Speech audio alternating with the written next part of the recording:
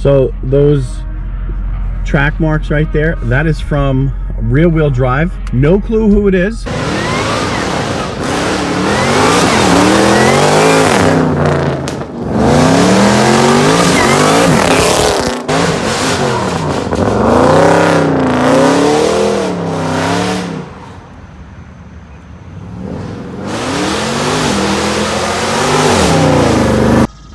Yeah, you can get sideways real quick in this thing.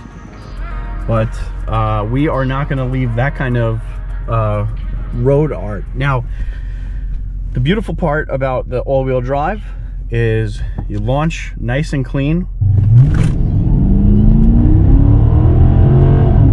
Damn, man, that is why you get all-wheel drive. And this thing, it has the stock tires on it, right? Yeah, I think so. Yeah. They have no tread, like, at all. That's so awesome. You're barely gripping. I'll tell you, like, in order to feel that in a 5.7 rear wheel drive, you need drag radials. That is so cool. The pushback is unbelievable. I'll tell you what, I've had people try to race me while I'm on my way to work, and then all they do is press on the gas next to them and they back off. And it's like, it's the best freaking feeling ever, man. And I haven't had a Honda try it ever again on me. Yeah. Yeah, once they hear that Hemi, they know. That's why I want the exhaust. Just back off. Oh, that is so cool. I'll tell you, I am just such a big fan of all-wheel drive. It is so much fun. All right, guys. So this is my cousin Liam. He has a Charger RT. What year? 14. A 14. All-wheel drive. What do you think? You like it? Yeah, and you know what? It's really great, especially for like the area we live in with all the snow and sleet and ice and stuff. And then if I just get, I have it here somewhere. I have a taser. You just get one of these. You can put it into rear-wheel drive in the summer because they use a solenoid to now, did you purposely go out and get an all-wheel drive vehicle because, or did you just happen to? I happened to come across this car and I took my opportunity to take it. Okay. And I got very lucky with it. So you like the fact that it's all-wheel drive because we are in the Northeast, and the winter is kind of brutal.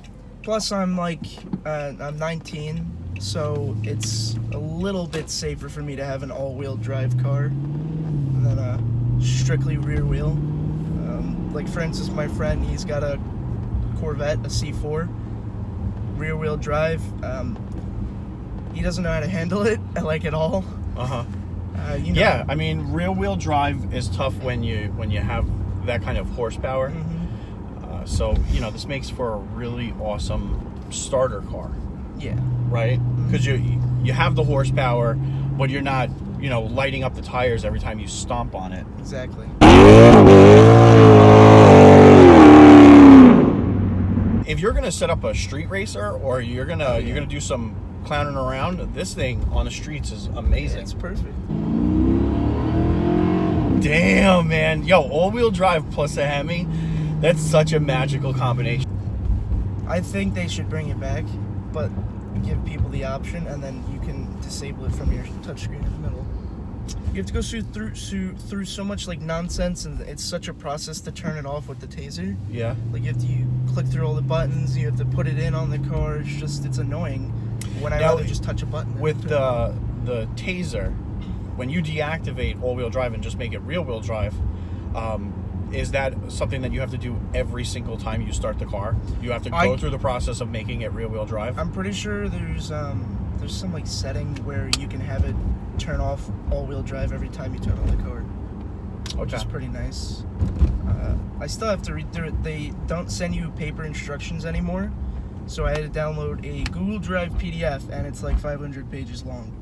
Yeah, the plan is to I want to make the car look nice on the outside. Obviously, I want to make it look all nice and just like it came from the showroom before I start doing anything, you know, performance-wise. Okay. And I'd like to get used to driving the car for a little more than like a year before I start, you know, giving it more horsepower. Because once you give the car more horsepower, it's never the same like driving again. Like it's a completely different car. But I'll tell you, it's come a long way since the last time I saw it. check engine light's on though, so it says it needs to be serviced, but I'm pretty sure that's because the battery was dead for a little while. You could probably reset. Man, it looked like it was in pretty bad shape. I even got another hood because the company that sent me my hood and bumper damaged them in shipping, so they gave them to me for free. And when I bought it, I regretted not getting a lighter one, so I bought myself a nice fiberglass ram air intake hood, which will be fun if I ever get a. So right now you're having a little bit of problems with the fitment of the front, right? Yeah, you know what? Okay. I think it's because the hood is slightly bent, so that way it's just never gonna fit right. I mean, I did clean out the air filter. Yeah, so that's stock. But I'll tell you, when we were launching, it sounded, the intake sounded so loud. We were launching at like 1,500 RPMs. The best thing is, it's all dry. Yeah, the engine bay looked pretty good. Yep. I mean, you just have to clean it. Not a bad first car. My first car was a friggin' Mitsubishi Eclipse. Well, this is the first car I ever paid for. But you had an Eclipse. Well, yeah, that's what I'm saying. Like, that's the first car that I actually paid for. I owned it. It wasn't like my parents gave me. My parents made me drive a friggin' Ford Taurus. But this is sick. $4,000, well worth it, man. I had to sell 4 cars I had before I got this. You know, you're once you get the hood on there and the front bumper. Oh yeah, and the louvers. And the oh, what are you doing? The back window louvers? Yeah, Nice. and then I'm planning on getting a black wing to match that, but I'm not sure if I like it, the look of it yet. All right. I want to get like maybe like a metal wing, but I don't know if I like that.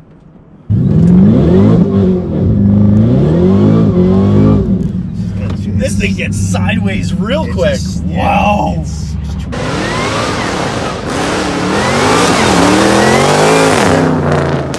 Wow. That is insane. Look at the tire marks.